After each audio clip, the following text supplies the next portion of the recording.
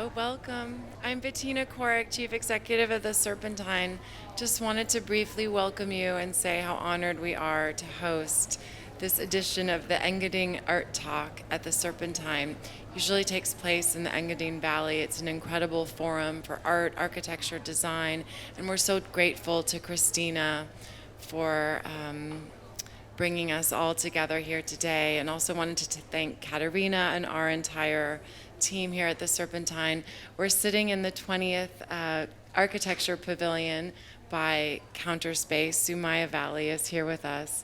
She's the youngest architect to complete the commission, and it's just been such a privilege to work with her and to have this incredible space for gathering as we emerge from the pandemic. And you're actually here for the last official event that we'll have in the pavilion.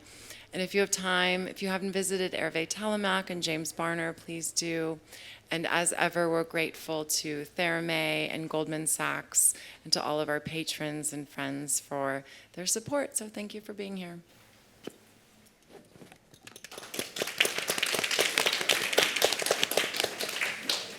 So much, Bettina. My name is Ulrich Obrist. I'm the Artistic Director of the Serpentine Galleries.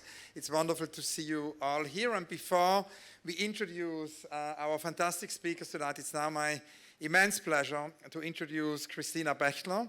The amazing Christina Bechtler is the founder of the Engadin Art Talks, and it really has become such an extraordinary gathering in the Engadin. As many of you know, the Engadin is an amazing place. It's an oxymoron where the light of the north and the light of the south meet.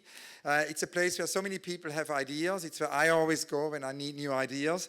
It's been going on for many, many years. The idea of the Engadin Art Talks is to bring many disciplines together through a theme and actually then discuss them going beyond the fear of pooling knowledge.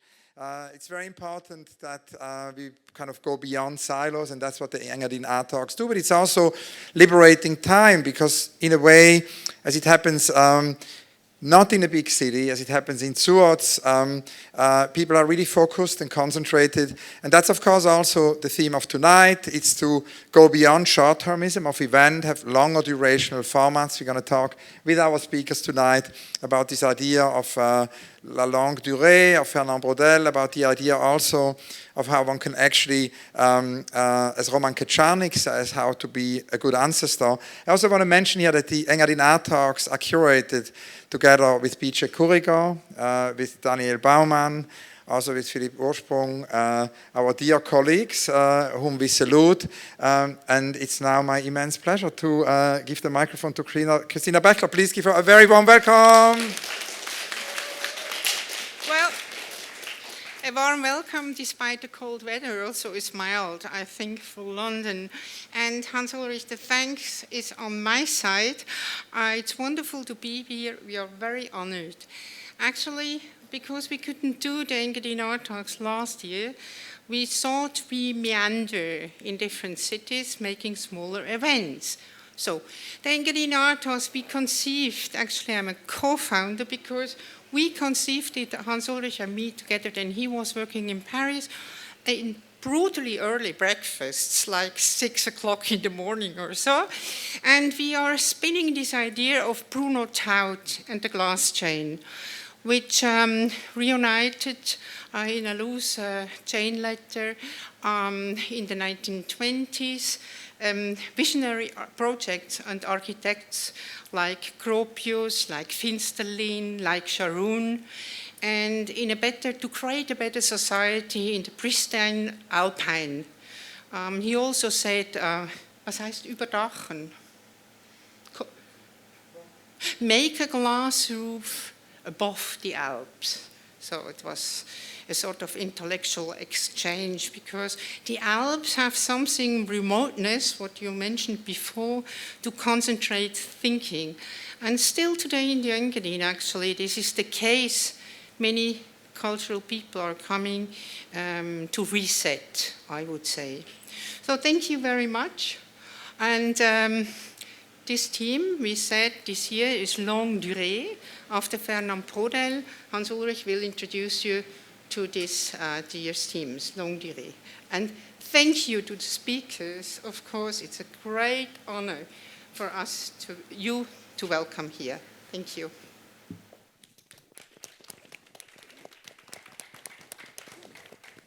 Yeah, thank you so much, Christina. And I also wanted to mention that Christina has just edited a new book about the future of the museum. It's the second volume.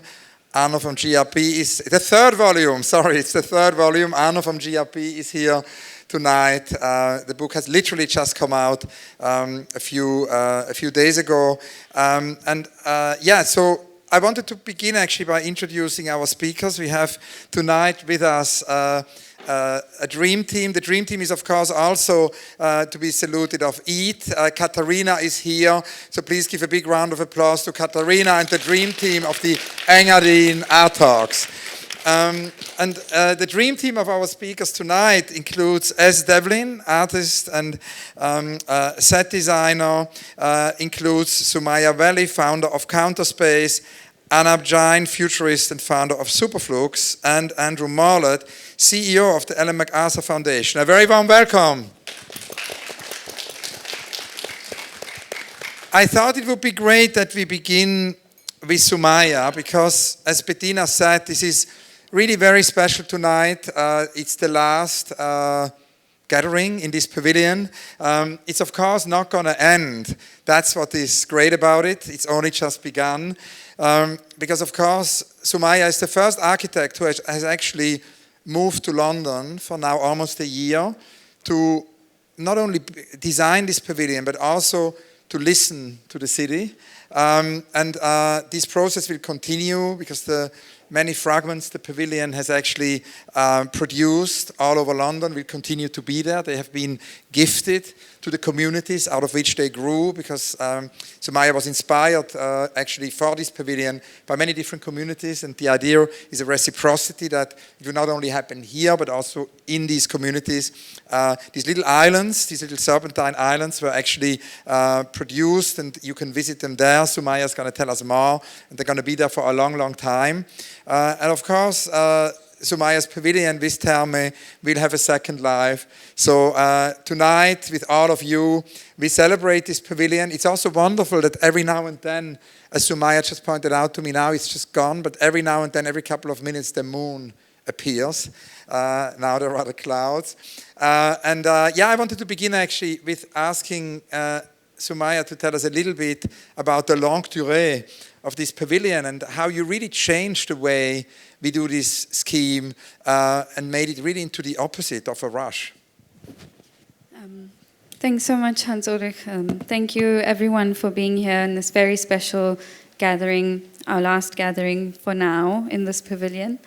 But as Hans-Ulrich mentioned, I hope that this is a longue durée project, that it does have an ongoing life in many other ways. And from the beginning of the project, I think this idea of thinking through time was very important. First, in the way that the pavilion draws on past legacies, because and I'm sure some of you have heard before, the pavilion is inspired by places of gatherings that have been important for people to construct home and construct belonging in the city, and was particularly inspired by places that became really important beacons of home, like some of the first mosques, African churches, synagogues, marketplaces, spaces of cultural production that became really important for home.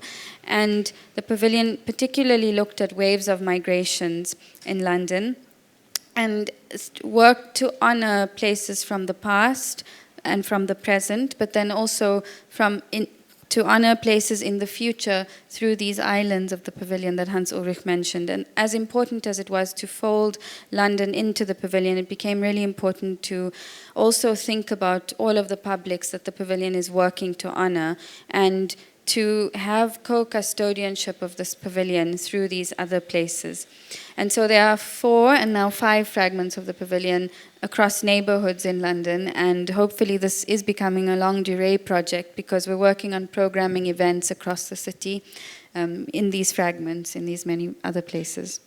Thank you, SUMMAYA. And actually another aspect which is very longue durée about the pavilion is the support structure project, because you brought that really to the scheme. You added so many dimensions, and I think that's the extraordinary thing, that every year we learn from the artists, we learn from the architects, and the support structure is going to stay. Can you explain that maybe a little bit for all of us? Yes, thanks so much, Hans-Ulrich. I think that's also something that the extended time that the pandemic gave us really brought to being and brought into fruition. And support structures for support structures was really a reflection on thinking through the pandemic and thinking about the role of a public institution like the Serpentine in London, in the city, in a time of crisis. And when as Hans-Ulrich mentioned, I moved to London for this project, but because I had to go home during lockdown, I started to think about what remote engagement looked like, and it felt a little bit strange to be engaging on the project when so many of the communities that the project was working to reach and is working to reach really went into survival mode. And I started to feel more and more deeply that the pavilion is so inspired by places of generosity, but that this generosity is so reliant on the generosity of bodies and of people. And so Support Structures for Support Structures was born, and it's an initiative that's working to support up to 10 artists and collectives a year, working at the intersections of art and social justice, art and ecology, and art and the archive, all themes that the pavilion is deeply interested in. And our hope is that year on year this network will build and grow, and that it's also our way of thinking about supporting different and diverse networks and bodies of knowledge in the arts. And for me, that is a real long-term legacy project, and it's hopefully creating a space to think more slowly about everything in our world and the new worlds that we also need to imagine and create.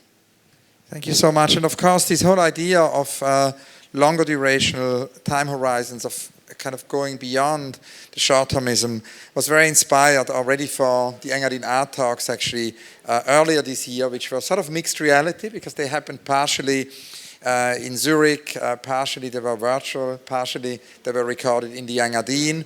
Before then, of course, next year it's going to happen again in real life in the Engadin.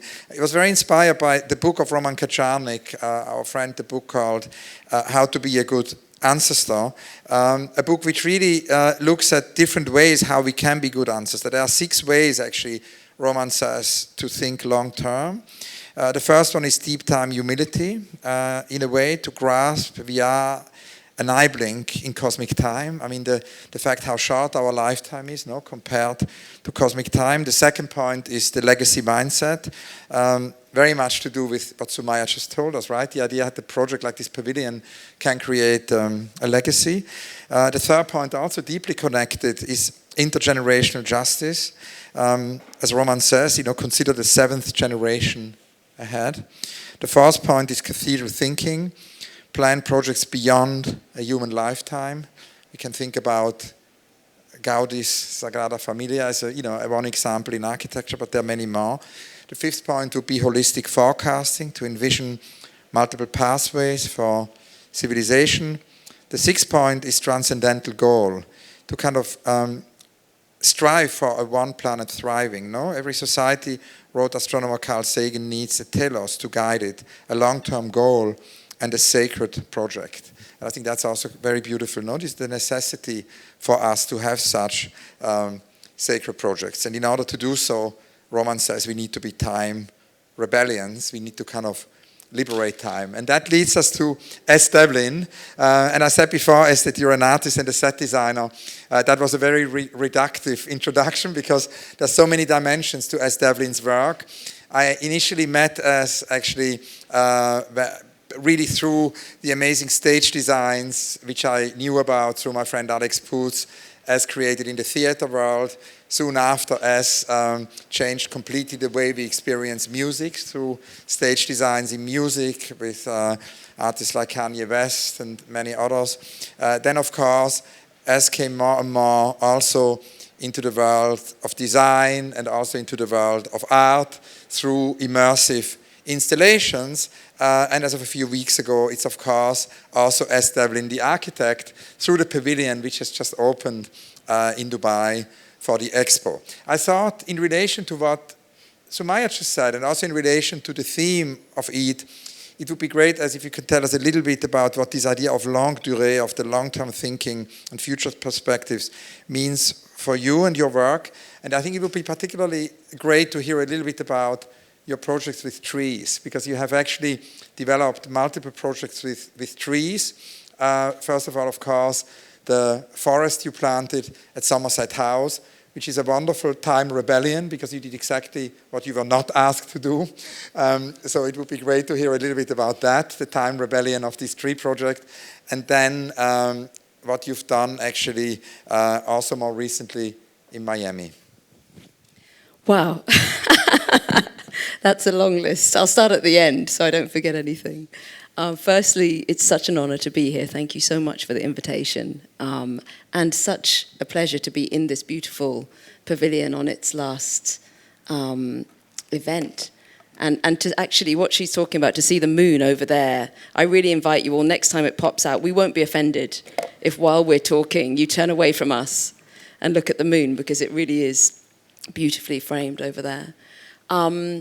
I was talking, actually a little bit earlier, we were talking about perspective shift. And I think in relation to duration and choices that we have as makers, whether we're making designs or art pieces or architecture, we are asking ourselves, of course, questions every minute now, I think with ever greater frequency.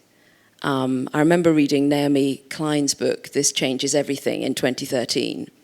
And the first line of that book was, remember this is 2013, she said, we think about climate change and then we don't. And then we think about it and then we don't. And it really struck me in 2013 that that was a really observant description of how we look at a problem and then turn away and forget about it. But it strikes me that since 2013, those spaces between thinking about climate change have got ever shorter. And we now kind of think about it, you know, if we just ask ourselves how many times a day it flashes into our mind when we're making decisions and choosing what to do. And I guess one of the things as a maker of design, art, architecture, thought, music, is perhaps what we make is getting more and more unusual, in that in terms of the number of minutes or hours per day that any of us spend, how many minutes or hours per day are we not being sold something? You know, and I was talking earlier about this example of when you look along all the adverts, I will talk about all that other stuff as well, but when you look along all the, it's going to all add up. When you stand on the underground, right, and you look at all those adverts, and then you see one little thing that says Poems on the Underground. Really, everything we're doing here is just that little one, the Poems on the Underground bit, because it's just a break from being part of a system that we want to change, being sold stuff and buying stuff and being some sort. Do you know what I mean? All that to say, in Miami, just to give a little reprise of some of the things Hans Ulrich mentioned, in Miami, we have just made a piece called Forest of Us. And it actually derives from an invitation that I was given by Hans Ulrich to write a duet. And probably some of you know about this book that Hans Ulrich's bringing out now. He invited a lot of us during the lockdown to write a recipe that anybody could follow and make a work of art, a work. And everybody wrote these, I thought, rather generous little invitations, because they're very easy to do. And I could read mine out just to, I'm just going to read this one out, because it's sort of the fundament of the Miami thing. Find a photograph of two trees. Find an X-ray image of the two bronchial trees within a pair of human lungs. Trace over both. Contemplate the visual connection. The structures inside us that allow us to breathe. The structures outside us that make the air breathable.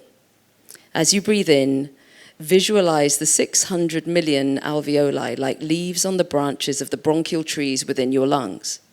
As you breathe out, visualize the stomata on the leaves of the 3 trillion trees which make your breathing possible. If you have $8, go to institutoterra.org and plant a tree. Think of it growing as you breathe. And it was a simple thing, but it led to, thank you. It came just out of how can I help? If I'm going to make work, what can I do to help? And perhaps just drawing really easy visual connections. Because as soon as you've made that connection between the division of the, the division of the arteries within your body and the ways trees divide, you make a connection between yourself and the rest of the biosphere. And it just helps unsever so many of those bonds, I think, that feel more severed by the system we're all part of. So that was one piece. What was the other one I was to talk about? Oh, the pavilion. Yeah, the pavilion which just opened, which is really your arrival in architecture. So again, this stems from this very spot. In 2016, there was a party here. Some of you may have come to these parties. They usually happen once a year on this very beautiful patch of land. And Hans Ulrich said to me, could you think about a social sculpture? And I didn't quite understand the question. But I said, well, what if everybody who turned up at the party... I was a little confused because people had to pay to attend the party. And I thought that was a bit weird. And Hans Ulrich said, no, it makes good sense. It means that the gallery can be free to everybody the rest of the year. So I understood it after that. And I was like, well, what if what you were being asked to donate was actually not money but a word?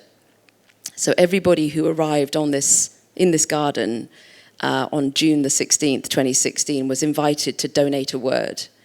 And out of all of their words, a collective poem was formed. And it was using an algorithm that Google Arts and Culture had been developing. And now, over 6 years, that poem's being continually written. So you could contribute it today if you want. And it's, I guess, a 5-year... How many years has it been? 5 years? Yeah. It's a 5-year long poem. And it will keep going, I hope. And you can keep contributing it to it. And now at the World Expo, to represent the UK, which is quite a difficult thing to do when you be asked to represent this country at the moment. So I thought maybe a wise way to represent it was by inviting every visitor to it to contribute a word. And the building itself is like a musical instrument that gathers people's words and presents them in constantly changing constellations of text on the front of the building. And I guess it's an unusual presentation of a country because it's sometimes magnificent poetry and sometimes nonsense poetry, sometimes really sure of itself, sometimes really uncertain, which felt like the right way to represent our country at the moment. And this brings us to the extreme present, which means, as we can say really this week, which is the Blue Sky White at 180 The Strand. It's a new exhibition which just opened, and for those of you who haven't seen it, one can visit it now. And you there work again on very important climate question because you engage with the solar engineering idea to actually dim the sun in order to counter global warming. Can you speak more about the use there also of immersive space and technology to tackle environmental emergencies? This came out of reading, many of you may have read Elizabeth Colbert's new book, Under a White Sky. It's quite shocking. She, having written The Sixth Mass Extinction, she then goes and interviews all the people who are looking at technological solutions to the climate crisis. And she does it in a really neutral tone, I feel. I think it's really carefully judged. And she goes and meets the guys who are genuinely, looking at ways that we might have to actually review, things that seem entirely unpalatable and to any of us sitting here seem utterly unpalatable. But she wants to go there. She wants to say to the geosolar engineers, what are you doing? And they say, well, we looked at this volcano, and when the volcano put its particles, as we know, around the planet, the planet did cool. After the Icelandic volcano and after many volcanoes earlier, that there was a cooling. Maybe this is a solution. It seems like an utterly unpalatable solution to any of us who read the book, but she's looking down the barrel of it. So one of the things she alerted my attention to was that Byron had written a poem in 1816 during what was called the Year Without Summer. It was when a volcano had erupted and exactly this phenomenon was in action. He didn't know anything about climate change. He was just a romantic poet standing there having a terrible summer. And Mary Shelley wrote Frankenstein the same year. And this poem he wrote is called Darkness. And if you happen to go to 180 Strand, it'll be the first thing you come across. And it's me reading the poem while you're in a rather intense tunnel experience. And it's me trying to say, here's someone who was there. This is what it felt like. This is someone who, if we get to that extremity of having to bloody dim the sun, just listen back to someone in 1815, here was how it felt. That was the purpose of the work, to make you feel that. So if you haven't seen it, urgent to go to 180 the Strand to visit as his installation. Actually, this idea leads us right away to Superflux, leads us right away actually to ANAB's work. And of course, ANAB, we've had many conversations before in terms of longue durée about your very long duration project you're working on for our Back to Earth project here at the Serpentine, because one of the things, of course, I think also institutionally we have to reflect upon is, I mean, exhibitions need to become longer durational. And of course, one of the things which has been clear over the last 18 months is that we just keep exhibitions longer. It's more sustainable, not a month, not 2 months, but maybe 6 months or even longer. But then, of course, also, how can we actually go beyond exhibitions? How can we develop completely new formats? And in a way, Back to Earth is an attempt at that, because we basically invited more than 50 artists, different practitioners to come up, not with an artwork, not just with a piece for a show, but with an environmental campaign. And it would be great to hear a little bit about your campaign for Back to Earth, but also to hear more about the amazing practice you, alongside John Ardon, do since 2009, which has so much to do actually with bringing speculative design approaches to totally new audiences in a very long durational way. Thank you. Lovely to be here. Absolute pleasure and honor. I love this pavilion, really beautiful. I love the thinking behind it, and it speaks to me as someone who has moved home and still has part of my heart in India. So really, really honored to be here. I want to talk about a spider, actually, because it's on my mind, because there's a spider outside the window I sit and work, which has been constantly building this web for I think like 3 weeks. It's found a really good spot and does not seem to get destroyed. But what is interesting about the spider is that that's not the only web it's made. She is a very clever spider, anticipatory spider, you might even call a futurist, who's actually made few spider webs in different places and sits on top of the windowsill, observing patiently, slowly, which web will trap an insect. That he just rushes in, grabs that insect, you know, if you've seen how they do it, you know, completely like tangles it up in its web and takes it up and then consumes it. The interesting thing is that this idea, this kind of pluralistic thinking of thinking anticipatory, in an anticipatory fashion about the future, not just one future, but many possible futures, and then to consider the choices we have about the decisions we make, is something we've been trying to talk to organizations and clients for a very long time, to often deaf ears, to the point that we are now in the situation of absolute crisis, where if we all know about the IPCC report, it's pretty difficult times ahead.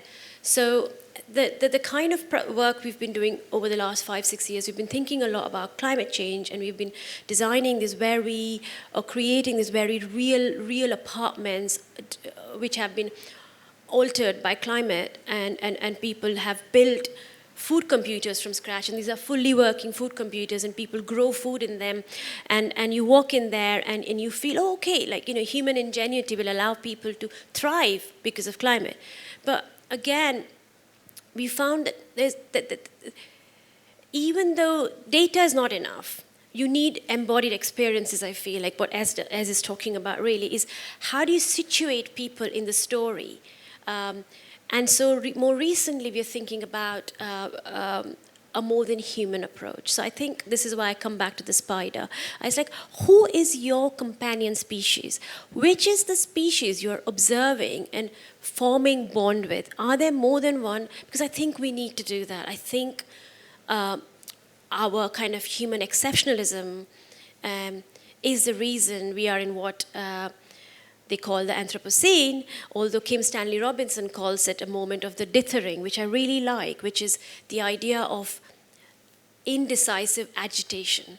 And let's really experience collectively that agitation. And I think I'm trying to say through all this is that the practice is no longer just about kind of presenting ideas about speculation about the future, but trying to generate new myths and new narratives about stories we can tell, stories which do not have any psychological shading, which do not tell you how to think, but to invite you to think about our companion species, because it's only when we experience this entangled relationship with other species we are likely to want to take care of them and act on it. So I think this is the kind of premise we are bringing to the Back to Earth campaign that is still a very much work in progress, so I'm not going to really share it just yet. But yes, to be discussed. Thank you so much. And I wanted to go from this beautiful story you told us of the spider to the Arduino spear. Because actually, you of course are also a futurist, even if you very often say that you're not a futurist. Futurist. Yeah, exactly. And the first futurist I ever met was Bruce Sterling. It was kind of around 93, 94, and the first thing he said is you need an email address. So he made me join CompuServe. So I kind of joined, I got my first email account because of Bruce Sterling, and then we had a conversation on cyberpunk and all of that. And a couple of years ago, he introduced me to the Arduino community in Torino, because in the meanwhile he moved from Austin, Texas to Torino. And when we invited you to do an instruction piece for Remember Nature, actually inspired by Gustav Metzger, of course, who in such a pioneering way since the 60s addressed the extinction crisis and really talked about exactly the issues that Elizabeth Kolber talks, so many years earlier. You came up with an instruction piece connected to the Arduino spear. Can you tell us about that? It's quite long, and I won't really read it out. But basically, with the ongoing collapse of civilization, an Arduino spear is the perfect tool for adding a little extra protein to your diet. Whether you're looking to bag a pigeon, a rat, or a carp, our easy 13-step recipe will have you out on the hunt in no time.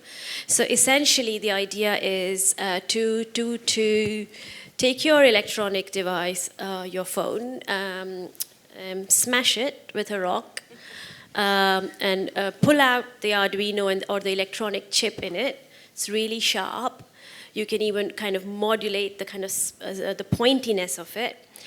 Find a piece of bamboo, I think, and whittling. I love whittling. I think everybody should be whittling. Carve out this little stick.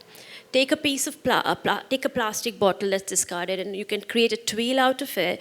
And then you just basically get your Arduino spear, which is an electronic chip hunting weapon to be able to go and look for food that you need, and this is celebrating. This could be a ritual you could do together as a community. It's celebrating the waste, the waste of the Anthropocene, and how we might live post-Anthropocene. So in a way, all of these kind of ideas are again bringing us to what we've got in Venice right now, which is a multi-species banquet, where you might find many more such tools and pieces where 14 people sit together. Species, 3 humans and other species like a rat and a beaver and a pigeon and a snake and a wolf are all invited to have a seat on the table and dine together. this is obviously, no, I'm not expecting a wolf next to a human child for real, but what does it mean to start to give room and space and attention to things we have considered to be pests or vermins, and start to reconsider our relationships? So I think this is a sort of a diegetic prototype of that world. Thank you so much. And it's actually now I think really important that we can hear from Andrew MORLET how this is all kind of connected also to the question of the economy, right? Andrew, of course, is the chief executive of the Ellen MacArthur Foundation, a foundation which is there really to accelerate the transition to a circular economy.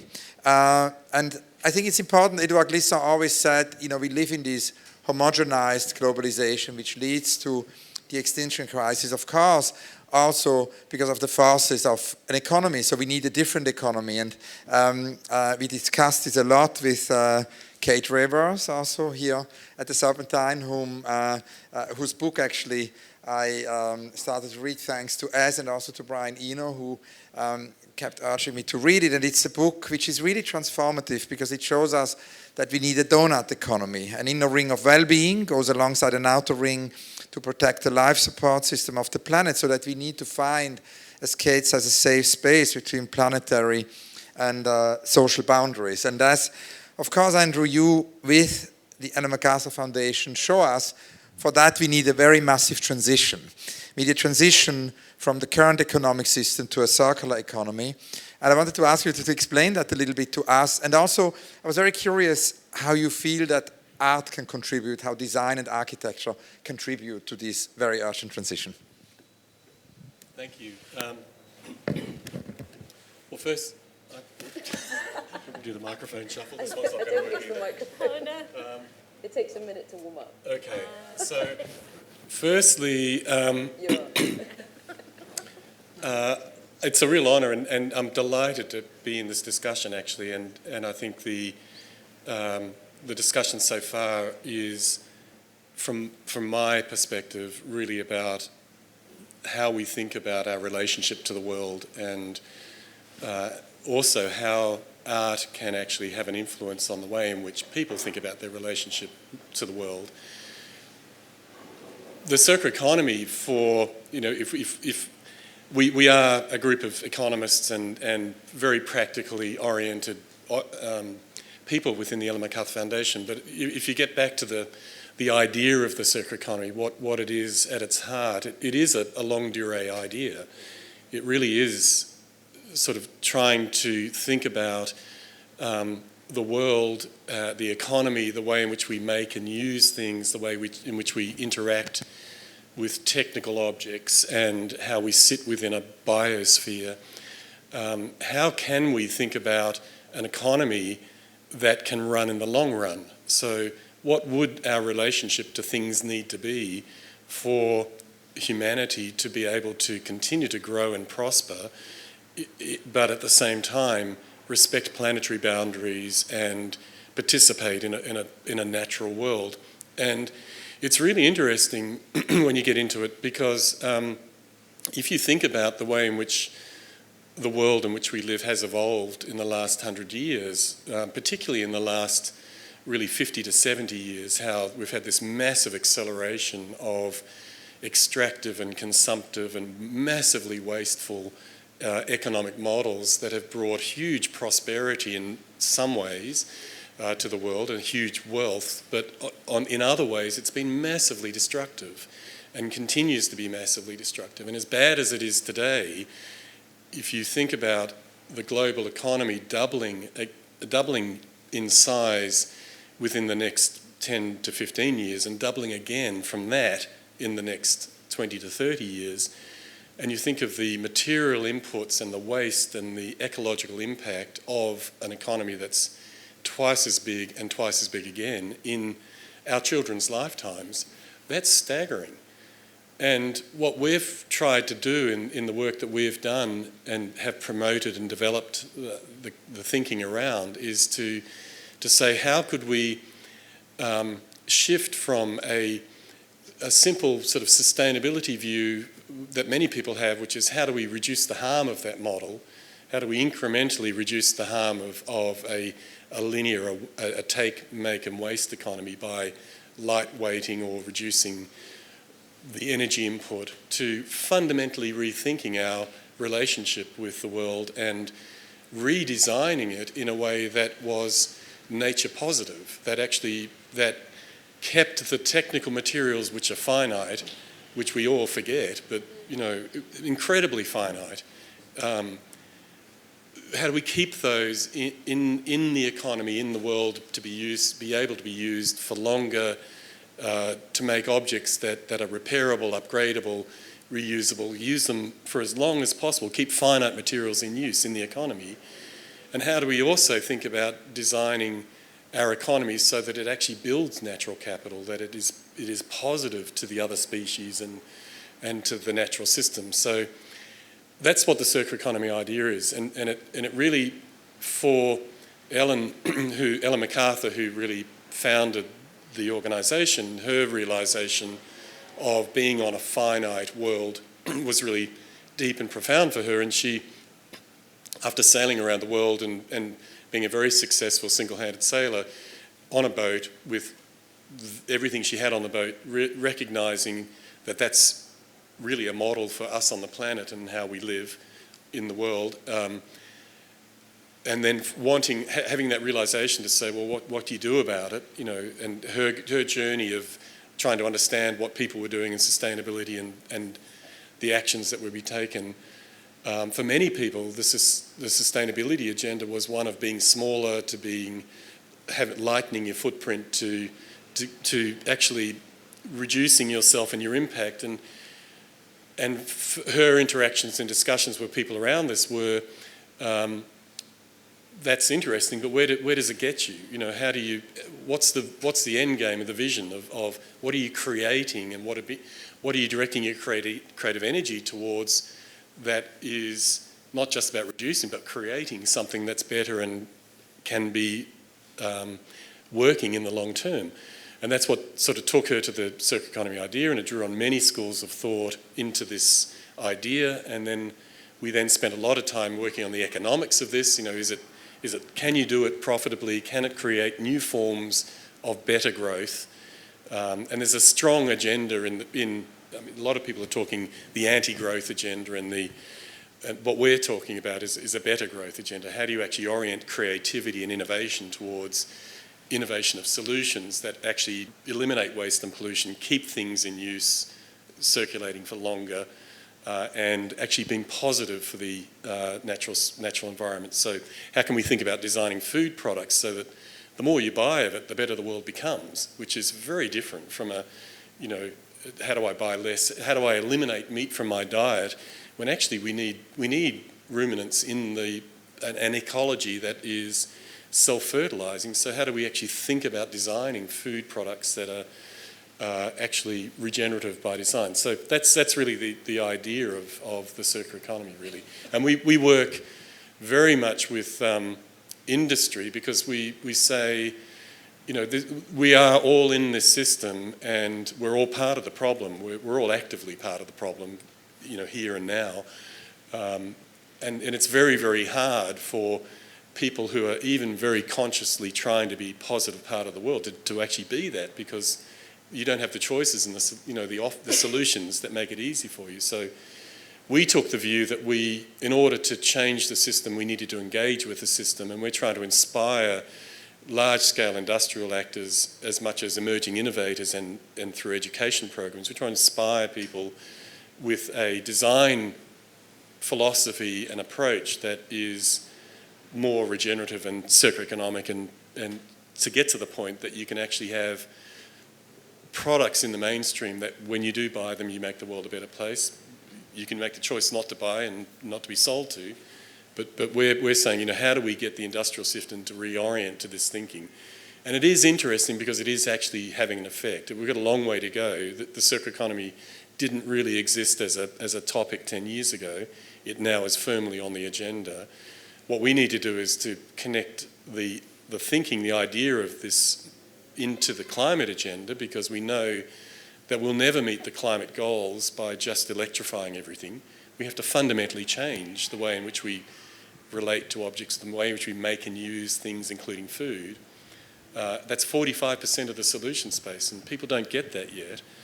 And it's not just about climate, it's about biodiversity, it's about all sorts of other things.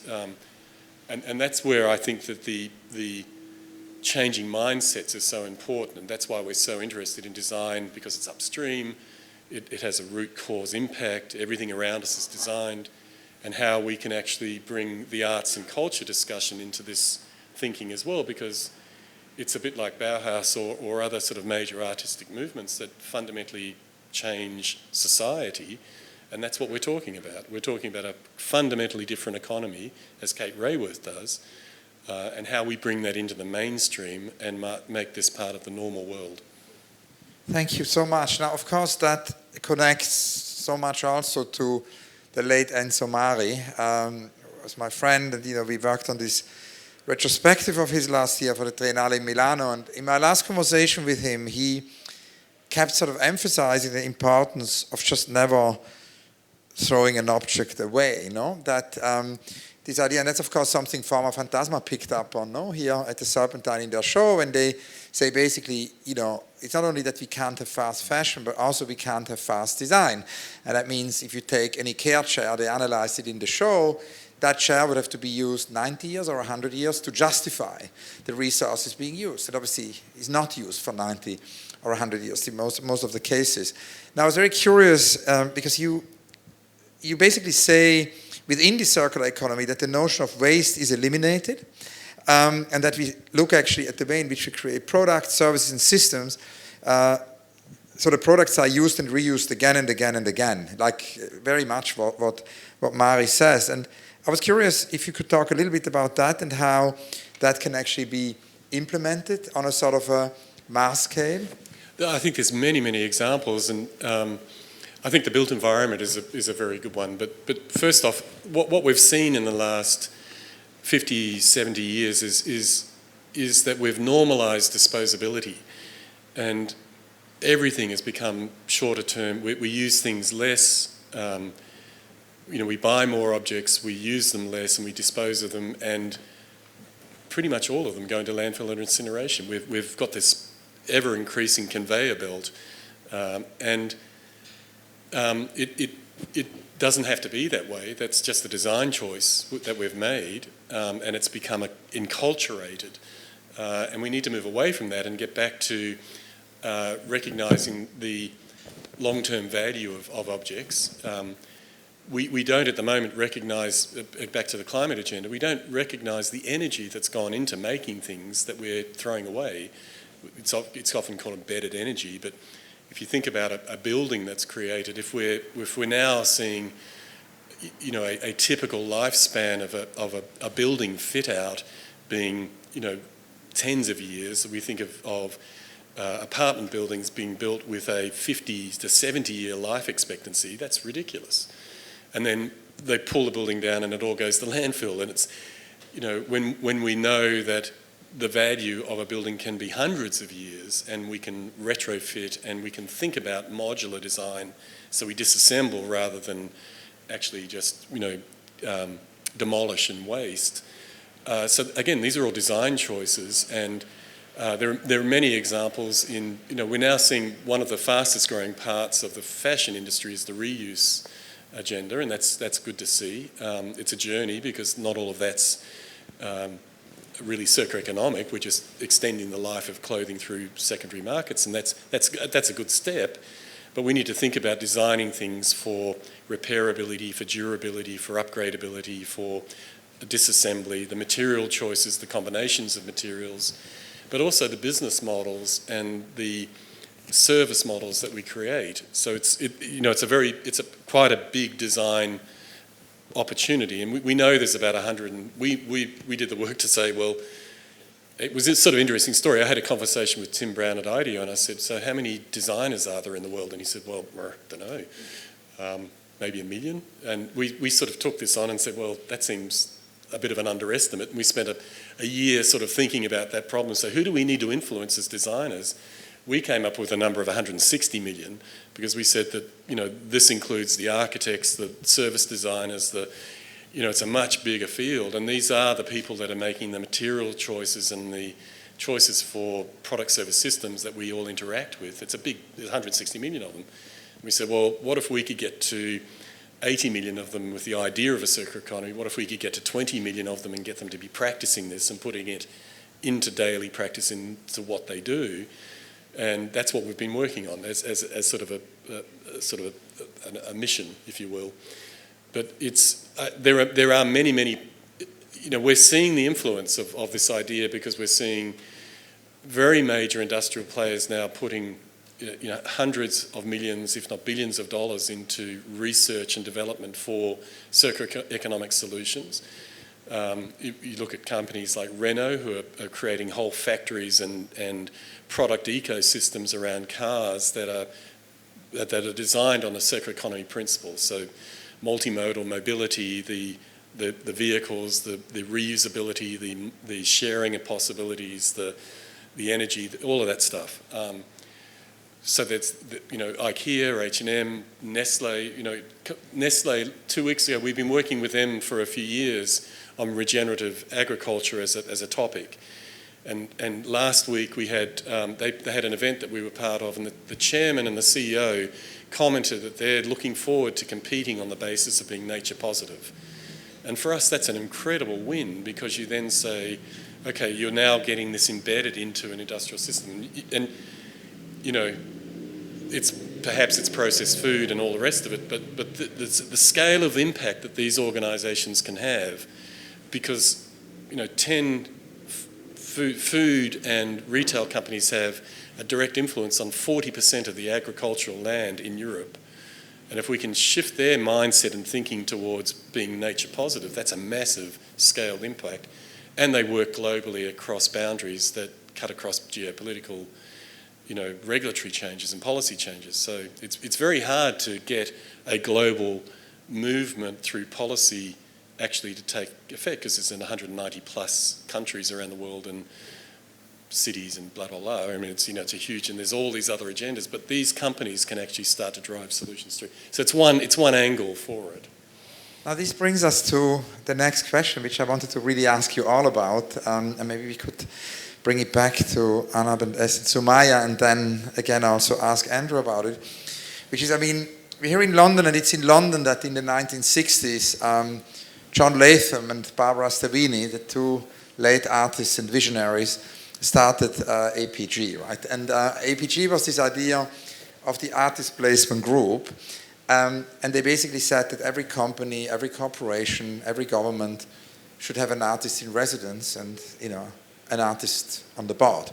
And art institutions do have that. We're very lucky at the Serpentine to have David Adjaye and also Lynette Yadom-Bouake, the extraordinary artist and architect on the board here. And of course, both of them are inspiring us and transforming the institution. And SUMMAYA was in permanent dialogue also with David related to this pavilion. It's really an incredible conversation.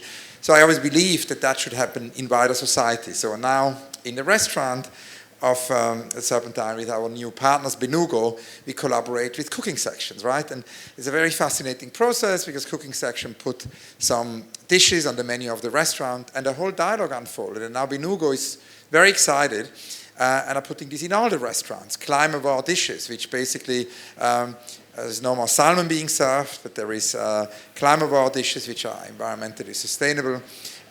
So I really wanted to ask, because you talk about companies, right? You talk about the work you do with these different brands. I wanted to ask everybody here on the panel how you feel about this APG idea.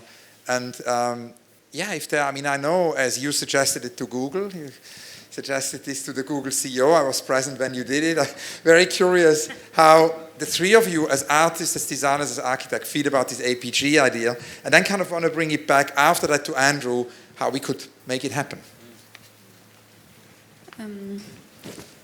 I think just also reflecting on my own profession, the architectural profession, and it's so wonderful to have worked so closely with David Adjaye, Sir David Adjaye, this year. I just also want to take a moment on our last event to honor him and to recognize that he's been a really incredible voice in this process, and truly formative, as you mentioned, to have someone like him sitting on the board in all facets of the project, not just the physical pavilion, but also how we thought about the fragments, support structures, our limited edition, everything, and the format of everything was, David was also a huge part of that conversation.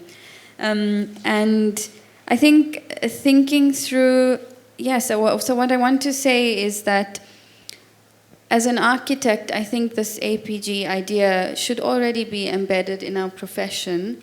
We are architects and designers and hopefully artistic thinkers, but I think that our profession has become so professionalized that we often shed the responsibility of doing systems thinking in our works, and architects too often perpetuate sets of politics that we might not necessarily believe in. And it was really important for me that support structures became an integral part of the project, because it also starts to implicate architects into thinking about systems. And it also, for me, was a way to talk about our responsibility, our shared responsibility in thinking about systems. Again, the pavilion, in the design of it, there's also an intent to talk about spatial politics, to talk about social justice, to talk about imaginations from different worlds and from other ways of being. And so, yes, I want to say that I absolutely agree with this thinking, but I think that even within our own little worlds and our own professionalizations of art and design, we need to also hold ourselves accountable to thinking about systems. Thank you, Summaya. Ez? Well, just to your point about the Kate Raworth wonderful book, which if you haven't read it, please do, Donut Economics. I had just read that book and was somewhat kind of infected by it. And I had been invited to a dinner with the Google CEO. I've now forgotten his name, forgive me, what's his name? What's his name? Sundar Pichai, sorry. And I got sat next to him, and immediately, it was the kind of dinner, forgive me everyone, I should remember his name, but it was the kind of dinner where you weren't really invited to sit and eat dinner, were you, Hans Ulrich? You were invited to sit at a big table, and Sundar had come into town, and his people had arranged a whole table full of people who would each say something that Sundar might find interesting. That's what the deal was. I didn't know that. I was a bit late, actually, and everyone else had said their interesting thing. I had trouble putting my son to bed, so I was really late. And I turned up, and they said, oh, just in time, please tell Sundar what is going on in the creative industries right now. You know, I was there to represent. And I just said, well, I've read this really great book, and it says maybe we can come up with an economy that ensures that humanity thrives, even if the economy doesn't grow. And there was this deathly silence. It went down really badly, didn't it? Then I asked him if he'd read Surveillance Capitalism, and that didn't go down well either. So it wasn't, I think I was kind of kicked out. They moved me away. But anyway, in terms of, art within business, art within commerce, how can artists within institutions be of any use? I was actually, it's another story I just told you, so I hope you're not bored, but there's a wonderful book lots of you might have read by Merlin Sheldrake, Entangled Worlds, and I just started reading it, and I was really gratified. Merlin was at E.A.T, Engadin Art Talks. You can see it online in the E.A.T archive. Yeah. Of course, then everybody will know the beautiful book. But what I was really encouraged by is on about page 8 of that book, there's a reference to an author who's become my obsession. If anyone knows him, please introduce me, because he's called David Abram, and he is the eco-philosopher / sleight of hand magician. And does anyone know his work? Because he's really interesting. Anyway, what Merlin Sheldrake talks about, he says, my friend David Abram, the magician, used to do these tricks. And they would be coin tricks, magic sleight of hand. But apparently they were doing them in this restaurant. Apparently visitors to the restaurant started complaining. They started coming to the owners of the restaurant and saying, we think the magician put something in our drink. Because when we left the restaurant, everything looked different. The clouds looks slightly whiter, the sky looks slightly bluer, the traffic looks slightly shinier, the posters on the underground look slightly more complicated. We just wanted to check, has he put anything in our drink? And by all accounts, David Abram, the eco-philosopher / sleight-of-hand magician, has an explanation for this. And he says, if you poke at people's set of expectations about how coins and hands behave, then you slightly destabilize their expectations about lots of things. About what color the sky is, about how interesting posters on the underground are, about how shiny the reflected lights of traffic is in water.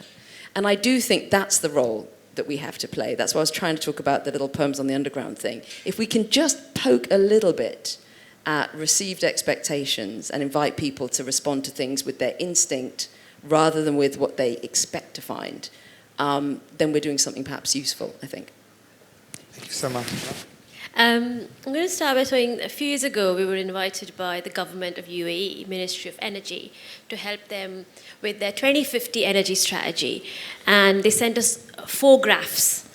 And this was econometric data. And they said, this is business as usual, and the 5th scenario is 100% carbon neutral, and there are 3 scenarios in between. We think investment should go in between the 2nd and the 3rd scenario. The Prime Minister will come for 10 minutes, help us make this decision. And so we had to do this kind of shiny crystal city model and all that. But I happened to be in India on way to Dubai, and a friend of mine works in the chemistry department in the university in Ahmedabad. And we got together and in her lab did some quite lethal experiments with trying to create samples of polluted air from like 2036, 2042, like in the future. And then we did something even more dangerous, that we took that air to Dubai, and then there was all the shiny stuff, and then the Prime Minister and the Ministry of Energy cabinet people were like, oh, no, public transport, no, we love our cars too much, etc. Then we said, okay, just come here. And then there was this kind of little glass beaker with an ultrasonic sensor. And we just kind of pressed the button, and this kind of really noxious air came out of that beaker. And then the Prime Minister inhaled that air, and so did the ministers. And we just kind of slid away in the background. And that was it. And then he made his speeches. And it was really interesting because 3 days later, they announced the 2050 energy strategy, and they went for the 4th scenario. So not like fully 100% carbon, but just one step below, with like 760 billion dirhams investments and so on. And this is to say that by stealth, the APG idea of by stealth, infiltrating the government and government institutions in the way we do best, by bringing kind of ideas through experiences that really resonate at a level where I don't really want my children and grandchildren's future to be such that they inhale this kind of air. So I think that kind of idea really resonates. And just to say that if I could do an APG like Artist in Residence now, I'd want to do it with a bank. Thank you so much. And of course, it connects so much to the topic also of E.A.T, of the idea of long duration, because we can see now that so many brands, work with artists on a project. Fashion brands all want artists to design their fashion shows. It's all sort of like one-offs, right? What is interesting is not that. What is interesting are these long durational collaborations, as Cooking Section and Benugo now engaged, and goes over a long time. Or as, for example, Peter Saville for many years was the creative director of the city of Manchester, and he totally transformed the city in a way. So I wanted to conclude, ask Andrew, how can we make that happen? How do you feel producing so much reality with what you do? How can we bring artists more into the mix? And to the table also, where decisions are being made. I mean, firstly, I think that what's been said is absolutely spot on. I think, this discussion about the role of artists in thinking about systems and architecture, and the systemic thinking piece is crucial. The mindset change that's possible through magic and art, and how we actually trigger ways of thinking differently. And again, it's how we make this real, or how we engage different emotions and different ways of thinking through innovative approaches, rather than just trying to use logic and analytics. And the journey that we've been on as an organisation, we've always approached this topic as a creative exercise, and we've always tried to be very thoughtful in the way in which we frame the topic. And increasingly, we've taken this design agenda on because we think that's super important. But also, I think now for us as an organisation, it's really extending that to arts and culture, and again, how do we connect artists and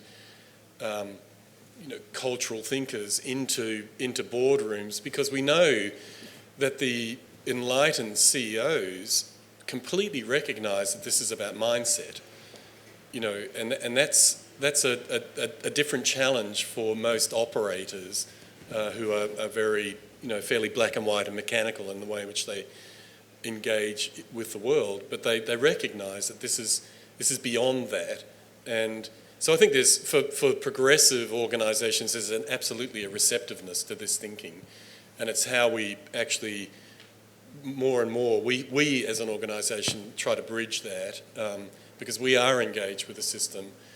But we also are very active in communications. We reach, well over 5 million people per month ourselves, and we're very active in education and learning. And as Kate Rayworth, who we've worked with, and have provided platforms for and talked to a lot, it's really how do we move from thinking and talking to actually embedding it and making it part of the reality of the economy, and how do you do that with the progressive organisations and help make them successful because they are being part of the solution, get others to follow, because this is a competitive advantage that they gain, and they are offering solutions that people want. The society are yearning for better solutions, and this is a way of getting that into supermarkets and into building design, into transportation and clothing and that sort of, all those things. So I think there is receptiveness to it, and that's what we're excited about, that challenge of bringing it into the mainstream.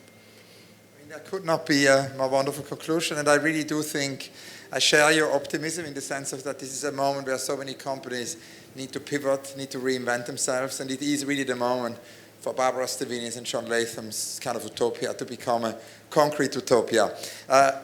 It is a wonderful conclusion, but I wanted to conclude with one very last thing. I felt as this is now the very last moment we are having an event in the pavilion. I thought it would be wonderful, Summaya, if to conclude tonight's event you would, for E.A.T, for the Engadin Art Talks, you would read us your instruction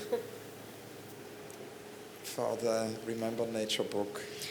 Thank you, Hans-Ulrich. And I also just want to reflect on what everyone here has just said, in that I think our future should be more intuitive, more generous, listen more deeply, and be more African in the way in which it unsilos and shifts the edges of everything, of ourselves and everything around us. And so this piece is called Feel the Shifting Edges. It says, go for a walk, barefoot. Walk so gently that your feet hear the histories of the ground beneath them. Inhale. Consider where the environment ends and you begin. Walk that line. Where is it? On your skin, in your mouth, in your lungs, in your blood? Exhale. Is that CO2 you? Breathe a trace of condensation on a glass surface. Touch it.